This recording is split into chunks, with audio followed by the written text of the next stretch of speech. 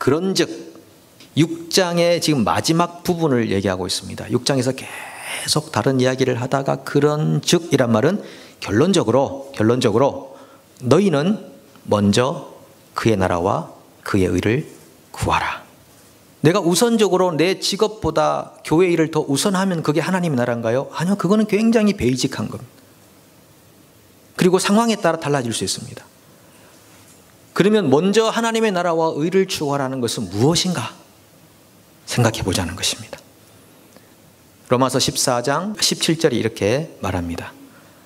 하나님의 나라는 먹는 것과 마시는 것이 아니요 오직 성령 안에서 의와 평강과 희락이라. 아, 그렇구나.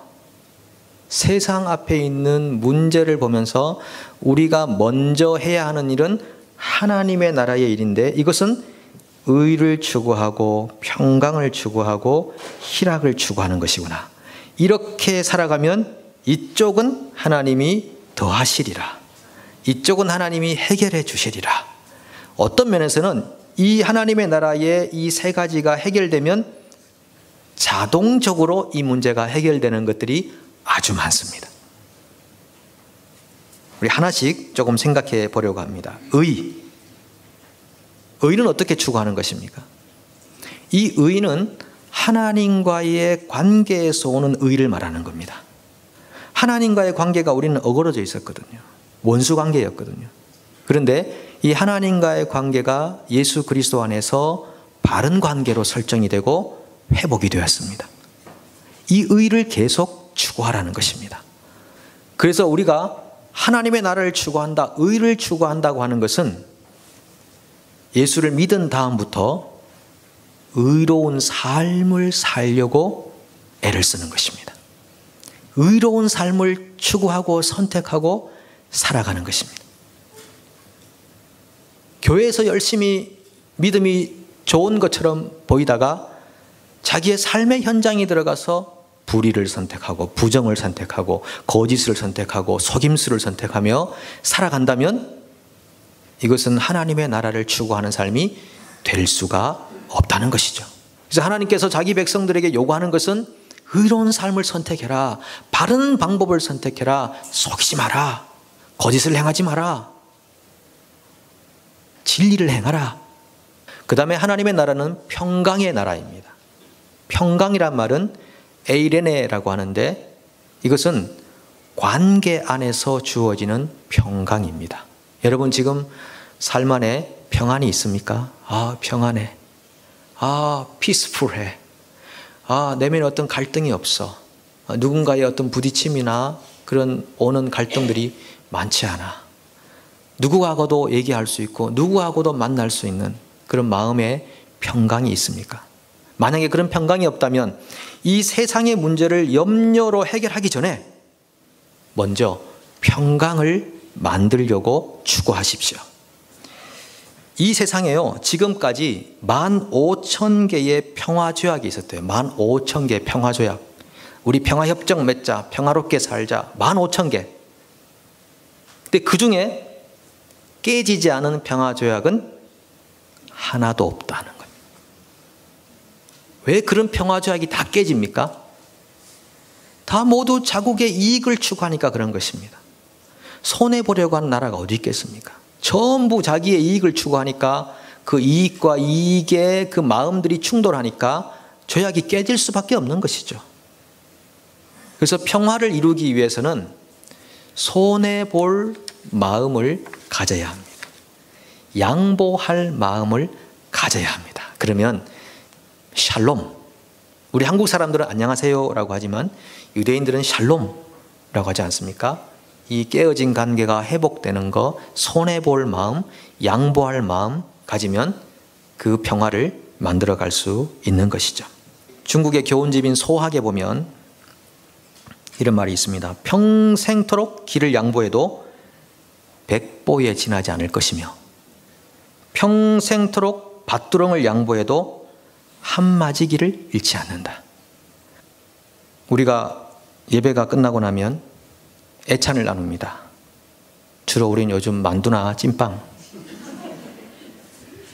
때로는 또 핫도그도 먹고 김밥 사오시면 김밥도 좀 먹고 그렇게 합니다. 만두 하나 양보해봐야 평생 100개 양보하겠습니까? 찐빵 하나 양보해봐야 평생 100개 하겠습니까? 어떤 경우는 물건을 공동으로 구입한 다음에 전문용어로 뿜빠이 해서 내자. 뿜빠이 해서 내는데 뭐 짜투리 같은 거 남거든요. 그거 서로 안 내려고 해봐야 평생 100불 더 모으겠습니까? 평생 100불 더 모으겠습니까? 그 다음에 이 하나님의 나라는 희락의 나라입니다. joy, 기쁨, 기쁨의 나라입니다. 하나님이 원래 언제 우리를 통해 영광 받으시는가? 우리가 하나님 안에서 가장 만족할 때, 하나님을 기뻐할 때, 하나님 오늘 제가 비도 오고 추워지고 문제는 산적해 있지만 내가 하나님 생각하니까 너무 기쁘네요. 이 한마디가 하나님을 춤추게 만들고 하나님이 가장 영광을 받으신다는 말입니다. 머리카락이 많이 없음에도 감사할 수 있는 조건, 이런 게 글이 있더라고요. 예, 그런 글이 있습니다. 자, 첫 번째는 여성에게는 거의 없는 현상이래요. 그러니까 소위 대머리라고 하잖아요. 머리가 없는 여성에게는 거의 없기 때문에 일단은 모든 여성은 기뻐하라. 모든 여성은 기뻐하라. 첫 번째입니다. 모든 여성은 기뻐하라. 비누나 샴푸나 물을 상당히 절약할 수 있다. 그래서 감사할 조건이다 하는 것이고, 마지막이 뭐냐 하면은 하나님을 편안하게 해드린다 하는 겁니다. 왜 그러냐 하면은 하나님은 우리의 머리털까지 세시는 분이라고 했는데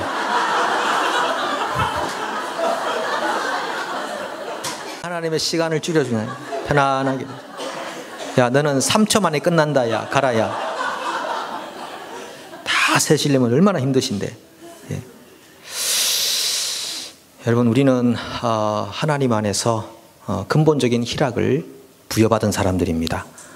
제가 늘 말씀드렸지만은, 자, 예수 그리스도를 구주로 믿고 그 다음에 뉴질랜드에 지금 살고 있는 분들은 절대 불평하면 안 됩니다.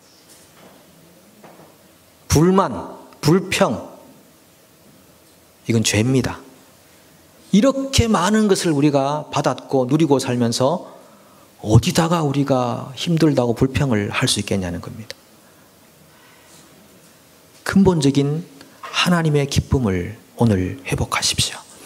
만약에 슬픔이 있고 우울함이 있고 마음이 평안하지 않고 그러면 우리가 이 문제 앞에 직면할 때 염려로 계속 살지 말고 희락을 잡으십시오. 와, 내가 얻은 기쁨이 근본적인 기쁨이구나.